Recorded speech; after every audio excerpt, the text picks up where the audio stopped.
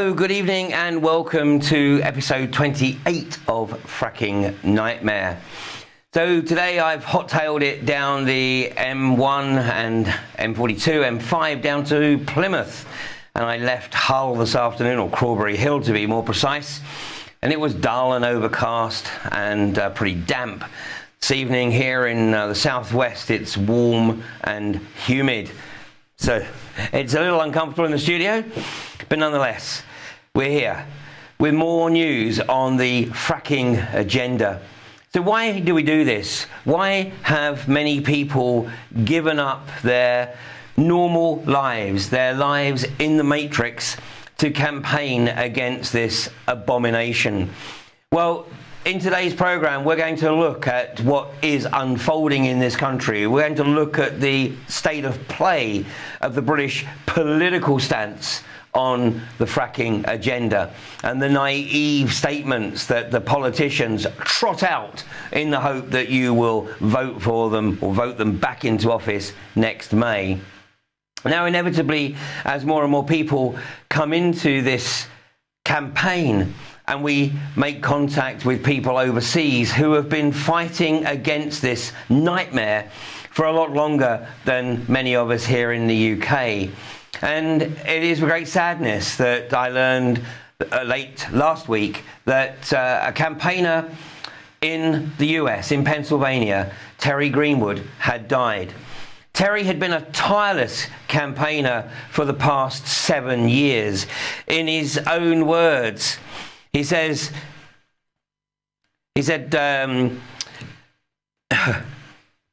find the word. He said, in January 2008, they got one well drilled and our well went. So we didn't have no drinking water. And 7 days later, they finally brought us some drinking water. Well, Terry learned the hard way what this industry can do when it goes unchallenged. It destroyed his livelihood, and ultimately, it quite probably contributed to taking his life. So I want to start today's show with a 7-minute tribute to the life and the work of Terry Greenwood. Clean water is more important than gas.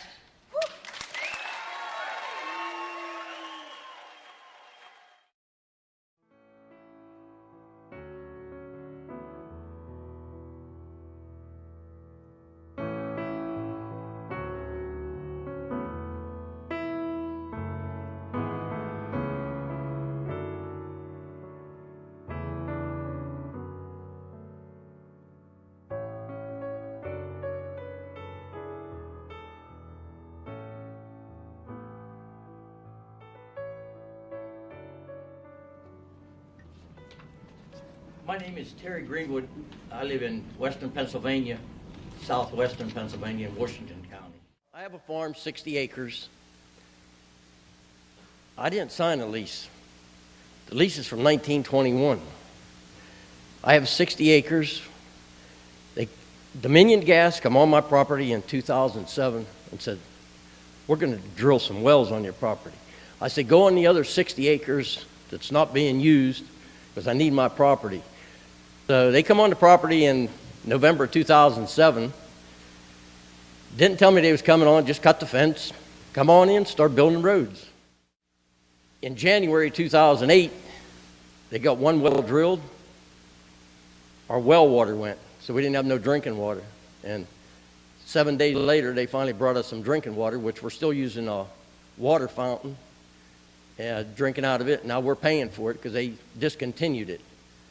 They can do what they want to because they're so big, and who you're going to call? Nobody will listen to you. Within 30 days of the first well being drilled, our water come out of the spigot just like Dimmick's water, like iced tea is what it looked like. That's what it come out of the spigot. So they started bringing us drinking water. And then February, when I lost all the cattle, they had a blowout, and all the water from the frack stuff was running into the pasture, into the pond where the cattle drank.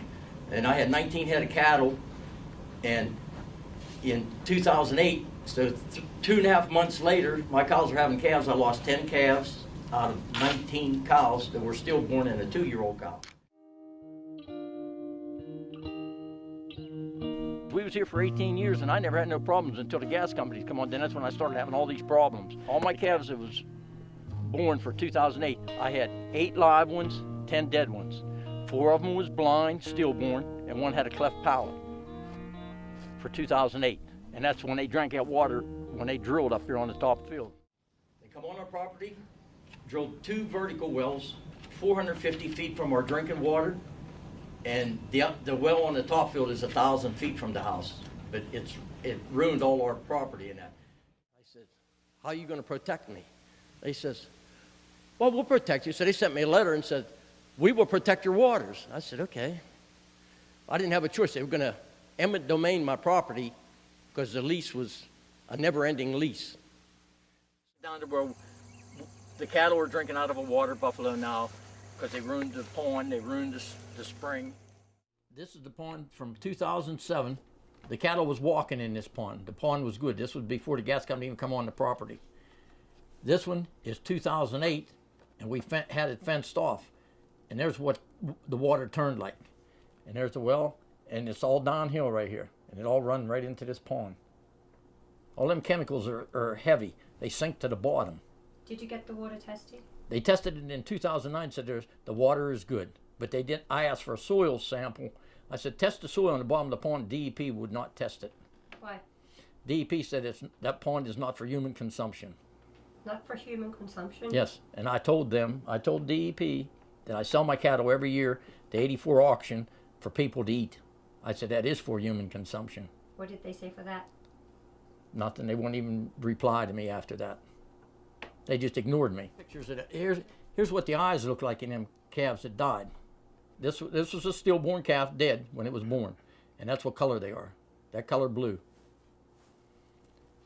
Now this one, I didn't take the picture of the white eye. This one had the white eye. I have that calf. I still have that calf in a deep freeze. That calf is in the deep freeze. That's a calf that died there. The mother didn't even clean it off. I called the DEP, called the gas company, and the DEP did not do nothing. They said that's a farmer's lock, and refused to do anything about it. And nobody has done nothing about it since. And I've had nothing but trouble with my cattle. But this old lease, it don't matter if it's a new lease, an old lease. Once they're on your property, they're going to do what they want to do. That was a hayfield over there. And that's what's left of that hayfield over there. It's gone. I'm hurt because nobody will help you on it. The government will not help you. DEP will not help you. EPA hasn't done nothing. And only one's benefit is the gas company. DEP and the gas company says, we didn't do nothing wrong, but I did call DEP, which is supposed to help you, and they says, there's nothing wrong with that water. They dump it in the fields in West Virginia. I request that the gas companies be held accountable for the problems they cause. The terrorizing, the threats, the harassment I have experienced on my own property. And that's the most important. Once you ruin the water, you don't have nothing left. And you don't want them around here, because I've never been up here before, and I like all these waters up here, and that's pretty precious. I wish we had water like that down in western Pennsylvania, because western Pennsylvania is losing all its waters, because we didn't have city water. It's 1.5 miles down the road, and it don't do me no good down there. So I've got a farm with 60 acres with a temporary water supply from a gas company, and that's how they treat you. Yeah, they treat you dirty. When they come on your property, they say, we can do what we want to. Who are you going to call? You can't call your neighbors because they can't help you. You call Harrisburg. I called Harrisburg, called Farm Bureau, called everybody. They said, what do you want us to do? Nobody will stick up for you, so you got to stick together and keep them away from here. Yeah. Western Pennsylvania is getting like Colorado, Texas, and every place else, so keep them out of here. Yeah. I don't know what it'll take, but keep them out of here. Yeah. So. And the gas company says there's nothing wrong with the waters. What do you but think? It killed the cattle, and it'll kill the people next. That's what'll happen. Whatever's in them chemicals, it killed my animals, and I know it'll kill people later down the road.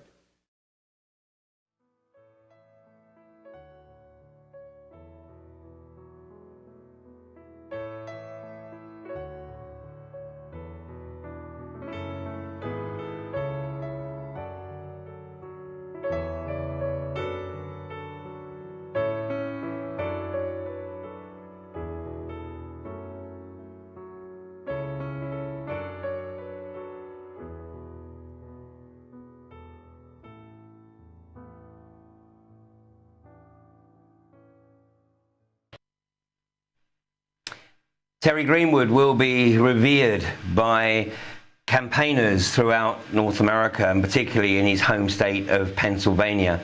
For the last 7 years, he has been tireless in his efforts to raise awareness of this industry, and the fact that this industry cannot in any way, shape or form be regulated.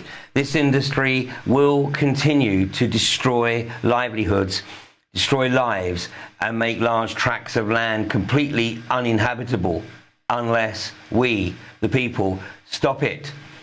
Now, in this country, the anti-fracking community is growing at a phenomenal rate of knots. It is, without any shadow of doubt, the fastest growing community movement in the country. Some refer to it as an environmental movement, and of course that would be true. But it goes beyond just environmental. This is literally about community and the well-being of community. And of course the British government is currently just working on ways in which it can work out how to throw more and more money at communities to encourage them to buy into this abomination. Not satisfied with throwing £100,000 at communities who embrace the industry, then raise the stakes to increasing the offer of 100% of the business rates, the norm, of course, being 50% to local communities. Its latest offering was banded as £800,000 to any community that embraces this industry. But that number in of itself tells a story, because it's not £800,000, it's £20,000 per well. So consequently, that statement belies the fact that each community that embraces this is potentially going to be looking at something like 40 wells, which is about 5 pads, with each pad having up to 8 horizontal wells flowing from it. So this is really akin to asking an individual what their price is to drink a cup that contains a 15% diluted solution of hydrochloric acid. The bottom line is, only a complete idiot or psychopath, like Tony Blair perhaps, might drink it. The rest of the population would recognize that it would be completely insane to do so, and there is no price that could persuade them to drink it. So fortunately, more and more people are recognizing the phenomenal folly of this industry, and there are now some 200 anti-fracking communities around the country, and these communities cross right across the social and the political spectrum. And it's perhaps indicative of the growth of the awareness that in the recent Observer Ethical Awards, the Local Hero Award was won by none other than 82-year-old Ann Power. And I have a wonderful picture of Ann here. Ann was ever present at Barton Moss through the campaign. I met with her on the second day of the Barton Moss campaign, and she was there pretty much almost every day right through to the end of the 149-day campaign. Ann, of course, was never arrested. The Greater Manchester Police, recognising that it would be a massive own goal to arrest Ann, so they tried numerous tactics to marginalise her and take her out of the front line. But regardless of the police tactics, Ann certainly gained the respect not only of the protection community but also of the Greater Manchester Police. And I want to share a short clip from a piece of video footage. This is actually from the 9th of January this year, and this is a piece of video that I shot at Barton Moss on the morning.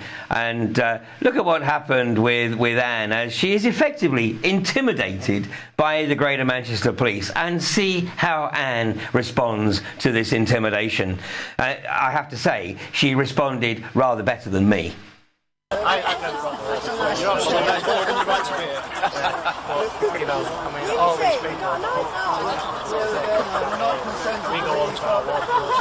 Well, keep moving, please. Everybody is moving. Thank you, officer. Keep moving. Keep parroting, officer. Keep moving. Keep saying unintelligent things. Stop answering it. Just ignore it. Let keep saying it. Stop moving. Have I stopped moving for a single second? Don't be ridiculous. What are these feet doing? Will you keep moving then? I only stop.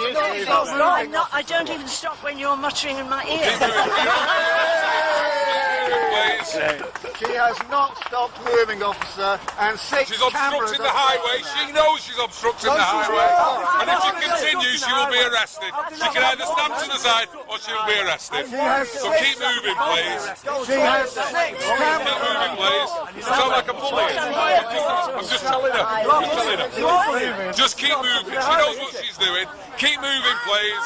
Say one for the team today. I know you've got the pitch on your Keep shoulders. moving, You please. look like you're in charge. I'm afraid. She knows what she's doing. Your entry to the 100 metres there on the Keep Olympic playing. team it's been denied. You're not quick enough, my darling. Keep moving then, Maybe please. next year.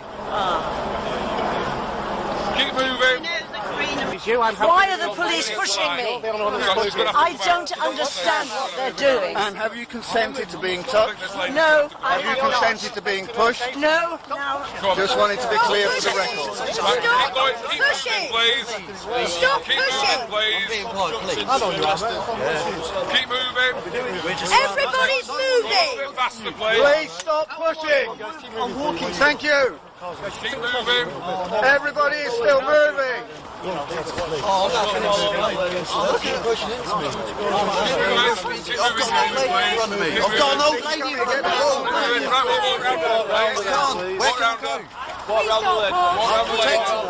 Please stop. So we've got 5 cameras taking the same angle. Can somebody come round the other side? People are being pushed. We look after our own. She's quite fine, thank you. We are looking after Anne. She's quite fine. Thank We're protecting her. Pushing against the line. Well done, Jamie. We shouldn't have to protect her. Protect her. I'm trying to walk as quickly as I can. Please My stop. feet are constantly moving. I haven't stopped These two once yet. arrested, please. Oh, you're joking. No. You're joking. It's a farce. No, not again.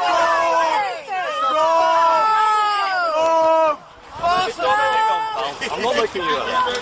Do us a favour. Scum! Stand there against the fence. No, it's not listen.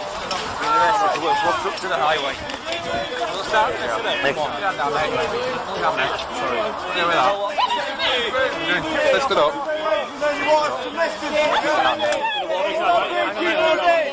You alright? Keep moving, please. Keep moving, please. Thank you. Keep everyone in line. Can you move that away from my face, please? No. Can you move that away from my face? I'm not in your face. I am not anywhere near your face. So they're making the law officer go along as well? Absolutely. Go a bit faster. Thank you, please. You can't keep up, you have to stand for your own safety. That's got your fancy little thing, that was it. Okay, the indomitable Anne Power, who no doubt will be back at Barton Moss or wherever it is that iGas or whomever else tries to get their bits in the ground in the northwest of England.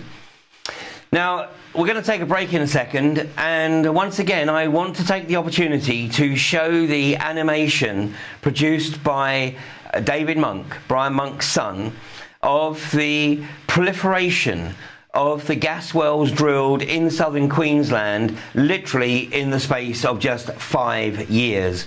5,500 wells drilled in an area the size of the UK, and in that time it has seriously damaged the ecology of southern Queensland. And those of you who have watched episodes 2 and episodes 18 of Fracking Nightmare, in which I interviewed Brian Monk, will know of the phenomenal impact it has had on Brian's farm, on his livelihood, and on the health of his family.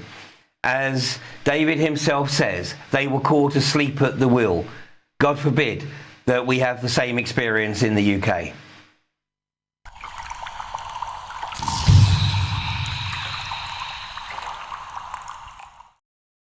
So where are the gas wells? Number 1, Tara Township. Here's the town of Tara.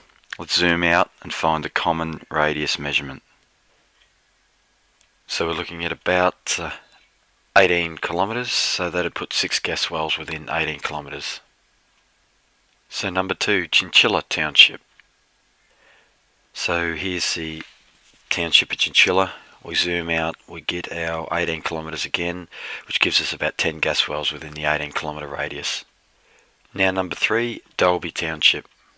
Okay, so the Dalby Township, let's zoom out, get to our measurement tool, and for Dalby we end up with 1 gas well within a 19 kilometre radius.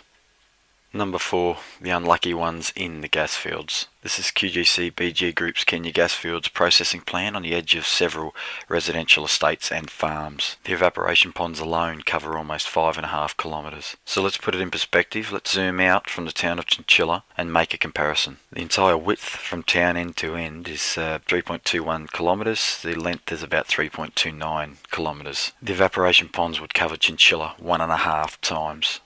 Let's zoom out from one of QGC's gas fields. Yes, the dots are gas wells. Yes, the industry isn't even exporting yet. Go to our measurement tool and we have around a 22 kilometre radius. Now I'll give you an example of just how safe human beings will be throughout Australia with the unconventional gas industry. QGC's Kate Well cluster is in the heart of a residential estate. So Toowoomba, unconventional gas has its eyes seriously fixed on you and your surrounds. So no gas wells within a 32 kilometre radius, but if we go for a flight out to your west, you'll see the multinational giants aren't too far away. We pass Mount Irving, Mount Moriah, West Prairie, Cecil Plains, Grassdale, Cumberilla. Are you enjoying the flight? Bilby, Kogan, Weambilla. I can't see why people are whinging. This should be in everyone's backyard, shouldn't it? Here's QGC's tenements, Origin Energy's tenements. Oh, hang on, they're actually multinational corporations. Do you want this where you live? And ending with miles. And how about a flyover from Cecil Plains to central Queensland? This is beautiful farming country. Unfortunately, those that are fixated on containment of the unconventional gas global giants are delusional. Prime agricultural land represents easier, more accessible drilling. It is not protected. As the government has indicated, it does not have the right to take a landholder's right to negotiate with a gas company away from them, even if they are on prime agricultural land. Zooming out and moving further north now, you can see we've really been asleep at the wheel. Zooming in, the blurred clusters turn into definable spots, each one potentially causing irreversible damage to the country. I just cannot stress enough that a majority of the unconventional gas wells are not yet in production. The true effects will become undeniable upon export. What's the scale of damage over Queensland so far? The gas industry is only in first gear in one state, covering over 1,000 kilometres long, over 300 kilometres wide. Some very credible projections put total potential unconventional gas well numbers in excess of 200,000 for Queensland alone. It is not the intent of this video to encourage a defeatist thought process. On the contrary, unconventional gas has been heavily wounded in the eyes of the public. Our window of opportunity still exists. Think national, not in my backyard. Stop the first export train, the Surat Basin to Gladstone's Curtis Island, and stop the unconventional gas industry in this country.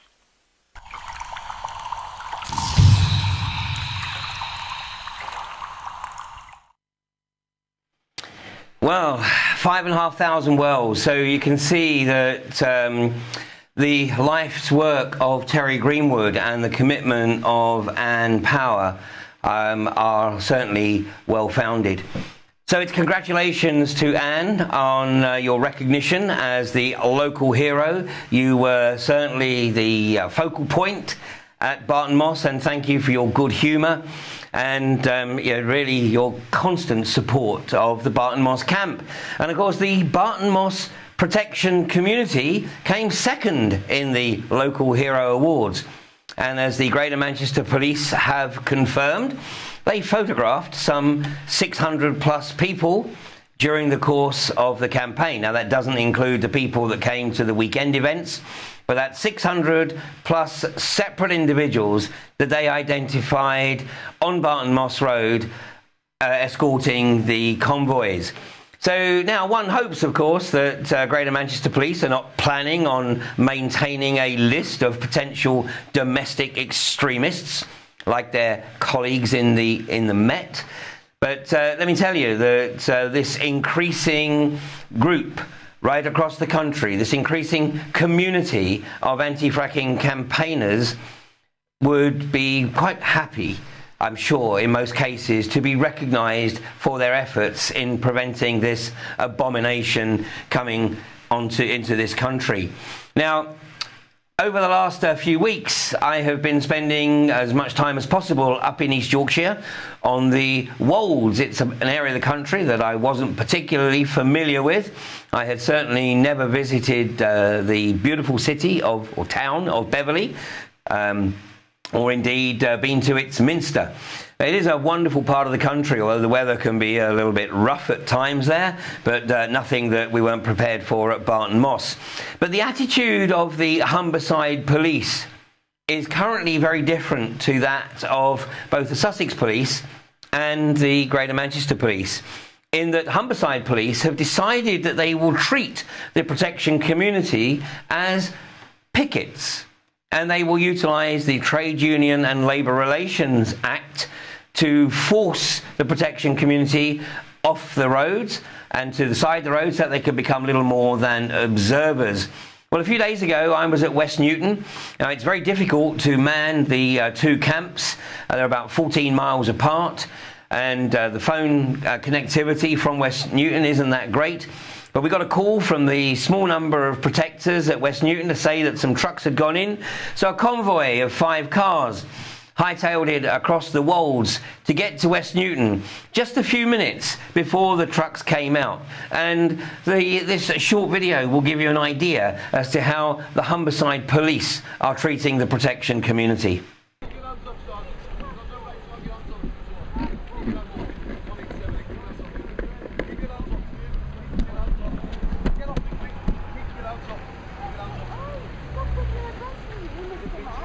Clear the road, please. Move back. There we go. Don't want anyone getting knocked over. This is Sergeant here. Move Like, back, please. he believes the best way to work with people is bullying them and pushing them out. So there's Humberside Police in action right there, right then. 1878. There he is. Move out the carriageway, please. Move them. So yeah, so here we are. So this is what Shoving me around, who do you think you are? Looking after your welfare. You're looking after my welfare. I'm pressed. Get your hands off. 1878. I am pressed. I'm not in your way. I'm not instructing the highway. Obstructing the highway. You get your hands off me, okay? Move back, you're obstructing I'm the not highway. obstructing the highway at all. You're obstructing the You're highway. obstructing the highway, and you're also obstructing the press. Move back. I'm not obstructing you. You can film. Move back. I'm not in the way. What this officer believes is the way to work with this. Vehicles moving in the carriageway and you're obstructing it. No, we're not. I'm not obstructing. No, I'm not. You can make it up as you go along.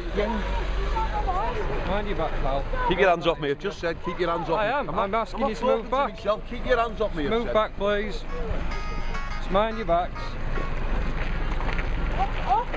Mind. Follow me. I know they're over. We're down on the bottom road, mate. Did you get all them assaults? Got him. Yeah, well, you'll be getting sued for assaulting us.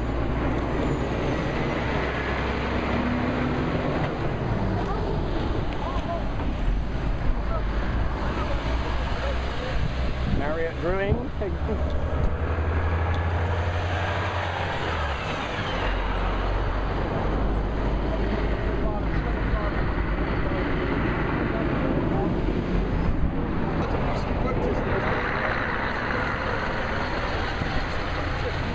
Yes, it's 1, 2, 3, 5. Please stop touching me. Please stop touching me. We're allowed to peacefully protest in this country. I want to go to the car. I want to go to my car. Don't get your hands off me, please. Get your hands off me then. In this country, we are allowed to peacefully protest. We're also allowed to slow walk vehicles in and out. And the laws basically, the judge and magistrates agree with us that we can slow walk vehicles out. Okay, so that's going to be... So as you saw, Officer 666 came along there in the role of community liaison, but it wasn't necessarily appreciated by the group of Humberside police officers there who were treating the protectors as pickets. And as you saw, we were all manhandled much more than ever we were at, individually that is, at either Balcombe or Barton Moss. Collectively, it's a slightly different ball game, as you'll be very familiar. But why is it that Humberside police are behaving in this way? It's very simple, because they can, because they have the numerical superiority. Now, the fact is that Humberside police are acting unlawfully, because the reality is that there can be no doubt whatsoever that the protection community are assembled at Crawberry Hill and West Newton under the Human Rights Act of 1998, which is effectively the UK legislation that is in support of the European human rights directives. Now, in particular, Articles 10 and 11 are applied, and that is where the protectors have the fundamental right of assembly and the fundamental right to protest. And in fact, Humberside police, as with any police force in this country, are actually lawfully and legally bound to facilitate that protest. But as you clearly see in the video, they are acting and behaving as nothing other than the corporate enforcers for Rathlin Energy. Now, the orange convoys that have been ubiquitous at Barton Moss and also at West Newton and Crawberry Hill, one of the protection community discovered that they had a base just north of Driffield, about 15 or so miles north of Beverley, and we paid them a visit, just a courtesy call, just to drop some flyers, and I would have shown you the photographs, but I had a major technical failure just before we went on air and lost my hard drive. If I was a conspiracy theorist, I tell you. Anyway, you could find those pictures on my Facebook pages or the Facebook page of Crawberry Hill, Battle for Crawberry Hill. So do go along and check that out. We left some information for the drivers of Total Environmental Technology to browse through so that they can see, you know, the magnitude of what it is that they're culpable for in this country. Now, during the course of the week, the protection community has certainly not been inactive. The Wolds of Yorkshire are very thinly populated. It's a very rural area, and although Hull is very much a Labour stronghold, the Wolds are very conservative, with both a small and a large C. But the protectors have been out with the local anti-fracking groups and conducting a number of meetings. In fact, there were 4 meetings held during the past week. And then on Saturday, we joined the local Labour Party. Well, actually, we didn't join them. We just sort of tagged along, because we heard that the Labour Party were conducting a poll in Beverley on Saturday morning to establish the views of the local residents with regards to fracking in East Yorkshire. So whilst I was there and helping to distribute flyers, and I have to say that Beverley's quite hard work on a Saturday morning. I was probably only giving 1 flyer to every 5 or so people I approached, whereas in Manchester it was 1 in every 2 or every 3 perhaps. But later on during the course of the morning, the local organiser, George McManus, was joined by the sitting Labour MP for Hull East, Carl Turner. And I grabbed them for a few minutes to have a quick chat, and here's what transpired. All right, so I'm here with George McManus from the Beverley Labour Party and Carl Turner, who's the MP for East Hull. So, guys, you've organised this public awareness event in the centre of Beverley, giving people the opportunity to vote on whether or not they think fracking is a good idea. How do you think today's gone? We have had a massive response. I reckon in the last 2 hours we've seen 750 ballot papers completed. We've had a range of views, a range of opinions, and we've handed out lots of information leaflets. It's quite clear that some people hold very strong views for and against. It's also quite clear that there's a lot of misinformation out there. A lot of people don't really know what to think. They know that it's a serious issue, but they haven't formulated an opinion yet. So what would you say the split has been on the people that you've spoken with? It's impossible to tell. People seem to be searching us out who are anti-fracking. Possibly because they've heard it was publicised and intending to make sure they get their vote in. But we've also had a lot of people that have been voting to say that they support the principle. We'll do a tally later and we'll let you know.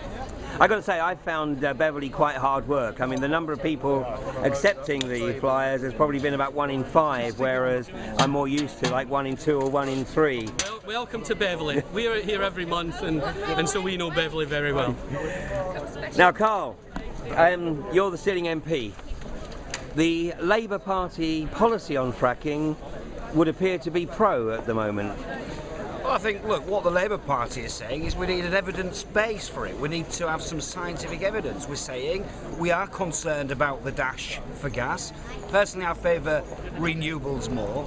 Clearly, we need to know what public mood is as well, and that's the exercise today, actually. The Beverley Labour Party have organised this street stall where people get the opportunity to engage on the issue and vote, whether they're in favour or not, and that's a very important thing.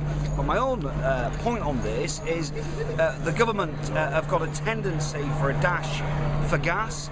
I'm concerned about that. I accept that we have to have energy security at the priority of government in order actually to bring down the cost of energy to people in their domestic homes. But you said about evidence needed. I mean, how much evidence does the Labour Party need, though? Because if the evidence is very clear from the US, from Canada, from Australia, the academic evidence is there, the likes of Professor Robert Oswald, who's looked at the impact on US farming. Absolutely. Look, the reality is this. If you ask for an expert to give evidence, I'm a criminal lawyer by trade, you can get an opinion saying one thing, and then just as good an opinion, just as qualified opinion, saying the exact opposite. But we need to have a genuine, honest, open debate on the issue and find out what the real evidence is on this issue.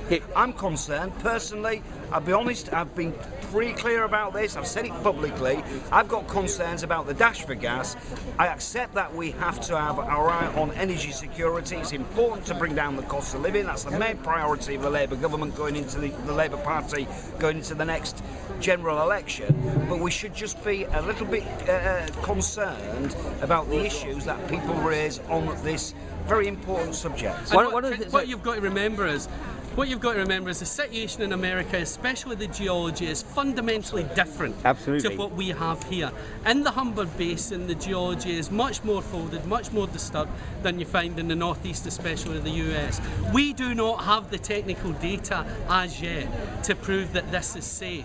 And until we can show that it's safe, I don't think there should be any further progress. That's what Carl talks about when he talks about gathering evidence. Labour believes in basing policy on evidence, not in hearsay, not in profits, but on what's best for the future of the country as a whole. But I've spoken to a number of MPs from all parties, and with the exception of the Green Party, who, with all due respect, are not going to form the next government. But everybody basically says exactly the same thing, and that is that they are very anti-fracking coming into their location, but they still support the overall agenda. If you look at what the government's doing, and the fact that the Queen's speech last week shows that they are going to change the trespass law, which has been here virtually since Magna Carta, so as to make it easier for the extractors to go in, withdraw gas from under your property and my property without your permission, is a fundamental change. This government is going hell for leather for shale gas, and so there's a big difference between between the parties. So do you think there's a point coming where Ed Miliband and his advisors actually recognise that if they come out with a strong anti-fracking stance, then it will completely change the whole political landscape in this country? Because every time there is a poll by the media, then it would seem that it seems to be about 80% against and 20% for. I don't think Ed Miliband makes policy based on public opinion. It's very important, of course, to gauge opinion, but I think the evidence should dictate policy on this issue. And that's what the Labour Party have said. You say the three main parties are similar on the issue. It's not true, actually. What the Tories are saying, a lot of the Tories, backbench and peers in the House of Lords are saying is shale gas is fine, providing it's not in the south of England, it's not in the posh areas, the areas that vote Conservative. Do it in the north by all means, but don't do it in Beverley. But this is a Conservative area.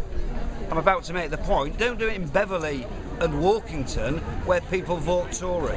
That's what the Tories are saying. The Labour Party is saying we need evidence-based, we need to be absolutely clear on the evidence, and that's our issue. But of course, we have a concern about energy security as well. Thanks for that. Thank you very much indeed. Thanks a lot. So there you have it. So, Carl, just how much evidence do you need? Why don't you go and take a look at some of the videos from North America. Look at the tribute to Terry Greenwood. Look at the work of Terry Greenwood. Look at the efforts of Brian Monk in Australia to raise awareness. And all you can trot out is debate. Or we want debate. At what point do you actually get off the fence? I have to say that George McManus actually seemed to have his finger on the pulse and had done some research. I'm afraid that Carl Turner, what you demonstrate is the classic symptoms of an MP. Totally incapable of independent thought, and all you're able to do is trot out the party line. And I love the bit about the Labour Party doesn't base policy on public opinion. Why should you indeed give a damn what the proletariat think about this abomination? Well, we're going to take a short break, and when we come back, we'll see the results of that poll.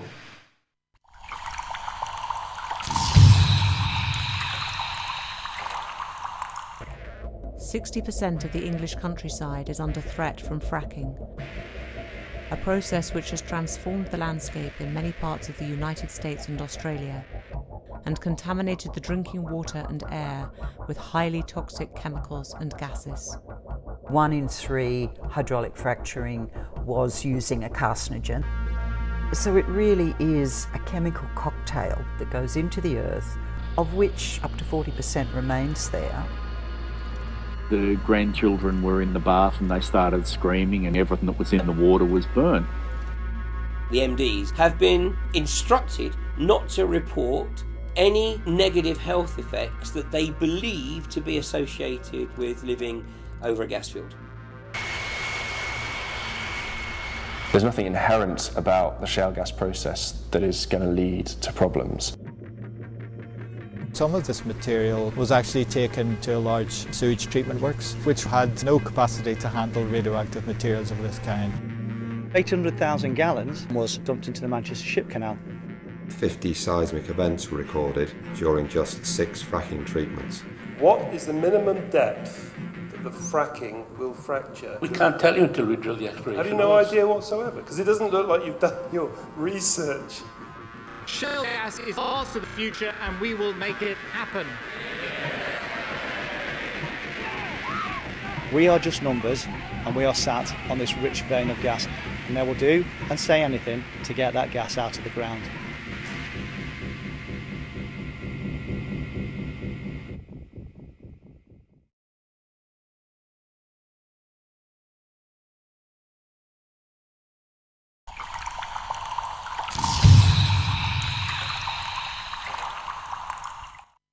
And welcome back to part 3 of Fracking Nightmare. Well, before we go back to Beverley and look at the results of the poll on fracking, I just want to mention that in the break we showed the trailer for Marco Jackson's outstanding documentary, The Truth Behind the Dash for Gas. Now, many individuals have watched this documentary over the past 9 months or so since it was released. And Marco has been constantly tweaking it and making minor improvements to it. And now he would like to be able to put it on general release. But to do so, he has to pay the licensing for the various photographs and video clips that he has used in the film, which it's completely legitimate to use when it's on effectively private screenings, but to go into the wider public arena, then he does have to have these copyright issues resolved. Now, he's potentially looking to raise about £4,500 to cover this. And if you want to contribute, then you can go to this website. It's www.kickstarter.com projects/ a random number 952900563 / the truth behind the dash for gas. If you simply search for Kickstarter, Truth Behind the Dash for Gas, you will find the relevant page. And if you want to make a contribution to helping Marco get his documentary into the wider arena, then please do so. Marco also advises me that the film is going to be shown on the Pyramid stage at the Glastonbury Festival this year. So it all helps in the raising of further awareness. Now, some 10,000 plus flyers had been distributed in the communities around Beverley and Hull over the past few weeks. And obviously there was quite a bit of canvassing and some education going on in Beverley Town Centre on Saturday, where the Labour Party had taken the initiative to hold a poll on public opinion regarding fracking. And Crawberry Hill is situated about 3.5 miles to the west of Beverley, and the other site, West Newton, is about 8 miles to the east. So here's Councillor Margaret Pinder, a former Mayor of Beverley, to share the result of the poll. Right, I'm here in Beverley Town Centre with Councillor Margaret Pinder, the former Mayor of Beverley. Now, Margaret, you've been working with the group here today to help raise awareness of the fracking issue, and I believe you've got a result of the ballot. Yes, we do. We held a ballot, and I think what's important is that we didn't present it as a party political. We were actually just canvassing opinion. And we've had a quite extraordinary result. We had papers which had a simple answer yes, no, don't know answer about fracking, and we had a quite extraordinary response. We've opened the ballot. We've had an independent gentleman from one of the local churches come and verify the result. So in favour of fracking, we had 99 people voting in favour of fracking.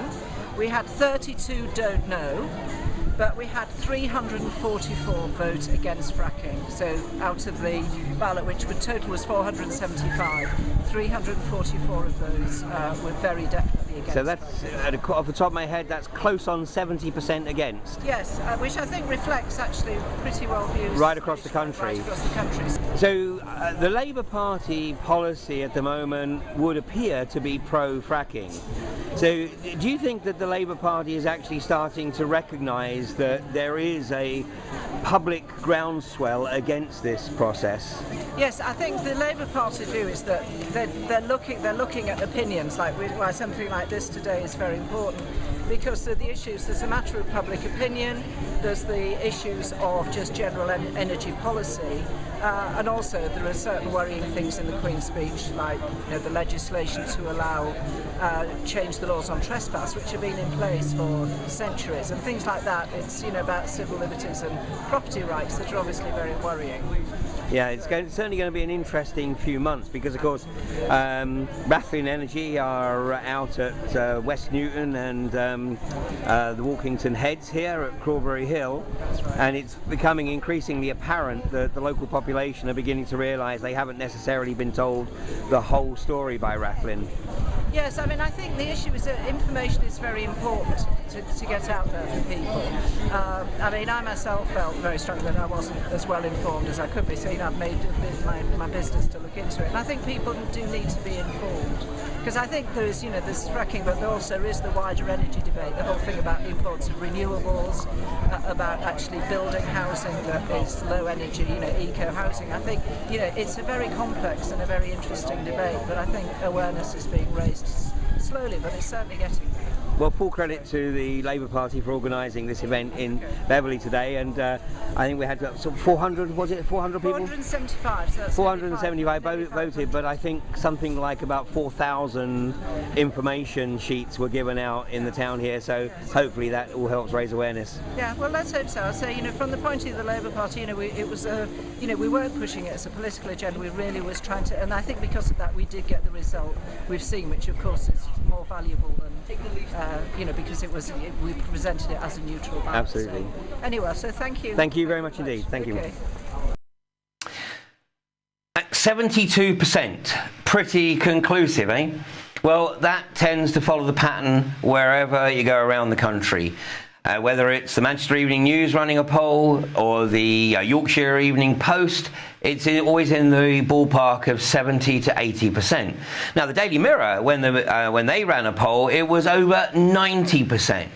Now, it's very clear that to anyone who considers themselves to be an environmentalist or an ecologist, or probably sits to the left of centre in the political spectrum, is very much already part of the anti-fracking community.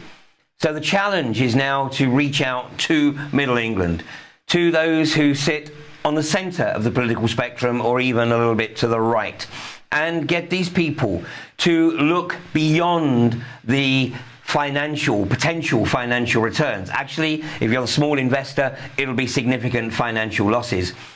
So if we could get the message across to the wider community that this abomination has no place in a heavily densely populated country like the UK, then we can change the political landscape.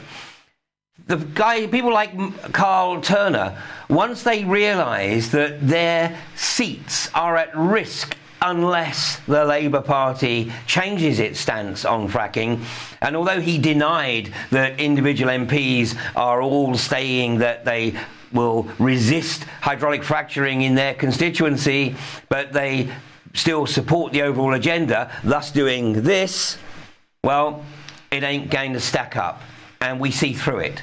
So it's time to get off the fence. Carl Turner, Andrew Wire, Charlie Elphick. It's not going to cut it. If you want to hold on to your seat, you need to start listening to your electorate and recognising that 80% plus of the electorate do not want this abomination anywhere near them, and they also recognise that it has no place in this country. Now, meanwhile, back at Balcombe, you remember that a few weeks ago, West Sussex County Council granted planning permission for Quadrilla to return. Of course, Quadrilla said that they're not going to frack, but the County Council still awarded the planning permission, but despite the fact that there were just 9 communications in support of the planning application and 889 against. So pretty much 100 to 1. Now, the anti-fracking group at Balcombe have announced that they are going to launch a legal challenge to West Sussex County Council's ruling.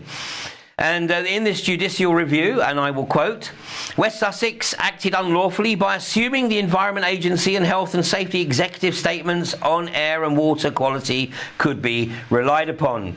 And you will recall when I talked about the planning officer's recommendation that the most common word in that report was assuming. It goes on, the planning committee was misdirected over Environment Agency permits and Quadrilla's record on complying with planning conditions. Advice on health, safety and environment guidance and the benefits of a legal agreement with Quadrilla was flawed. The committee failed to follow its resolution passed by the council last October on approving oil and gas developments. Advice to the committee that the weight of public opinion was not a relevant consideration was wrong in law. That, I think, is absolutely fundamental here. The committee should have considered whether approving the application would lead to greater costs for policing protests in future. Well, Sussex Police have also been subjected to a review of their performance at Balcombe last summer. And the report found that police missed early intelligence about how the protests might develop. In fact, I think we can bring this up on the screen. Some sections of the force weren't aware of the operation or didn't recognise the significance of the protest. I can assure you they were after being there for a few days. There were confusing lines of command. Officers on the ground didn't get accurate information during daily briefings. Yeah, because if they'd have got accurate information, then they would have probably asked to be sent home. Commanders and planners became exhausted.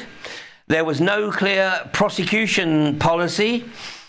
Some police decisions came under outside pressure, and police didn't fully consider the role. Police didn't fully consider the role of the police and crime commissioner. Well, I think probably the same findings could be levelled at the Greater Manchester Police and potentially ultimately at Humberside Police. Although, having said that, Humberside Police, I think, could take some lessons from both Greater Manchester and Sussex, not least that they might get the actual legislation that they need to be operating under correct.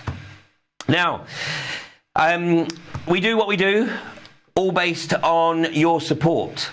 Those of us who have effectively elected to operate outside of the matrix are totally dependent on the support from those who remain within it.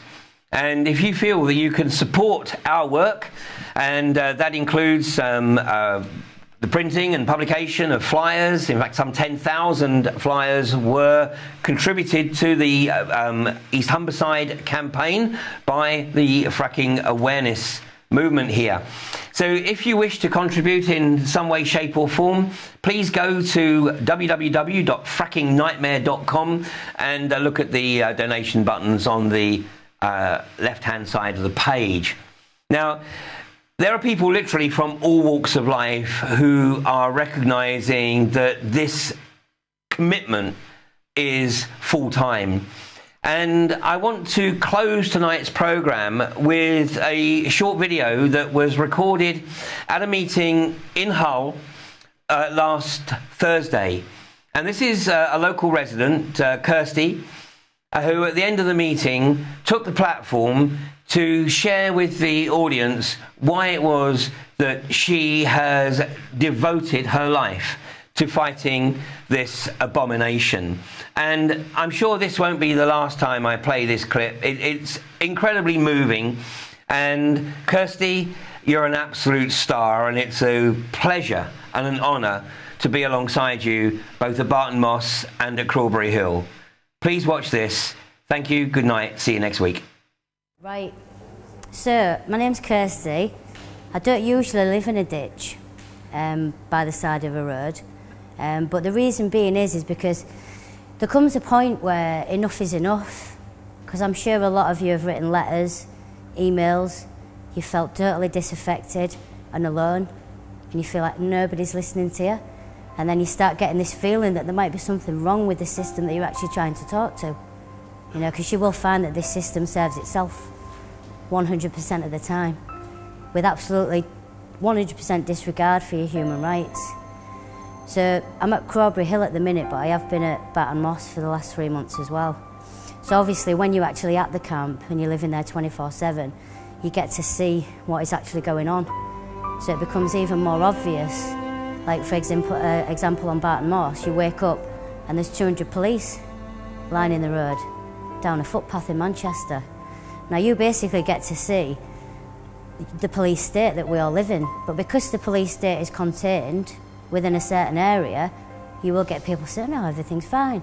You know, there's nothing wrong with this, I don't see anything wrong. And the reason being is most of the time people are exposed to the extremes of the fascist regime that we live in. And I know that might sound a bit extreme, because I have been called that before, but that's basically where we're at. We are living in a fascist police state, and obviously now, as individuals, we need to stand up and get together and say no together. Because I can promise you one thing, the only thing that's going to stop this is you and me.